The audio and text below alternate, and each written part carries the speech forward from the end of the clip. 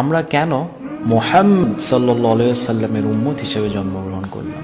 আমাদের তো জন্ম হতে পারত ইব্রাহিম আলাইহিস সালামের যুগে, আমাদের তো জন্ম হতে পারত দাউদ আলাইহিস সালামের যুগে, আমাদের তো জন্ম হতে পারত মূসা আলাইহিস সালামের যুগে, আমাদের তো জন্ম হতে পারত ঈসা আলাইহিস সালামের যুগে। তো কেন সব কিছু ছেড়ে আমাদের জন্ম উম্মতে মুহাম্মদ হিসেবে হলো? এটা কি কখনো একবার নিজেকে প্রশ্ন করেছি বা কখনো জানার চেষ্টা করেছি? করিনি। আপনি জানেন উম্মতে মুহাম্মাদি এদের বৈশিষ্ট্য, মানে এদের নিয়ামতগুলো কি? একটা শায়েখের কথোপকথন থেকে কিছু কথা উল্লেখ করছি। তিনি খুব সুন্দরভাবে একটা বিষয় উপস্থাপন করেছেন।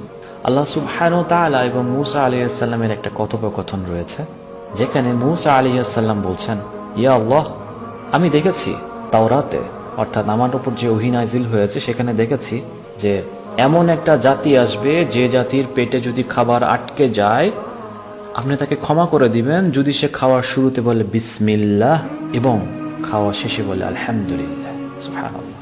মূসা আলাইহিস সালাম আরো বললেন, ইয়া আল্লাহ, আমি দেখেছি আমার উপর যে ওহী নাযিল হয়েছে সেখানে আমি দেখেছি যে এমন এক জাতি আসবে, সেই জাতি যদি গুনাহ করতে যায়, গুনাহ করতে গেল কিন্তু আপনার ভয়ে সে গুনাহটা করলো না, আপনি তাকে এর বিনিময়ে তার আমল নামায় সওয়াব লিখে দেন।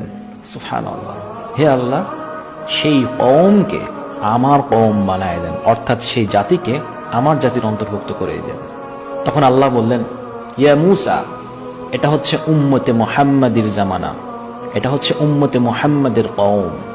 সুবহানাল্লাহ। মূসা আলাইহিস সালাম আল্লাহকে আরো বললেন, ইয়া আল্লাহ, এমন একটা জাতি আসবে যে জাতি কিনা কোনো ভালো কাজ করার ইচ্ছা মনে জাগাবে, নিয়ত করবে কোনো ভালো কাজ করার, কিন্তু করবে না, তাতেই আপনি তার সওয়াব লিখে দেন তার আমল নামে, আর যদি সে করে তার সওয়াব আপনি 10 থেকে 700 গুণ করিয়ে দেন। সুবহানাল্লাহ। মূসা আলাইহিস সালাম আল্লাহকে বলছে, ইয়া আল্লাহ, সেই কওমকে, সেই জাতিকে আপনি আমার জাতির অন্তর্ভুক্ত করিয়ে দেন। আল্লাহ সুবহানাহু ওয়া তাআলা কি বলছে জানেন? ইয়া মূসা, এটা হচ্ছে উম্মতে মুহাম্মাদের কওম। সুবহানাল্লাহ। মূসা আলাইহিস সালাম তখন আল্লাহকে বলছে, ইয়া আল্লাহ, আমাকে আপনি মুহাম্মাদের কওমের অন্তর্ভুক্ত করুন। সাল্লাল্লাহু আলাইহি ওয়াসাল্লাম। সুবহানাল্লাহ।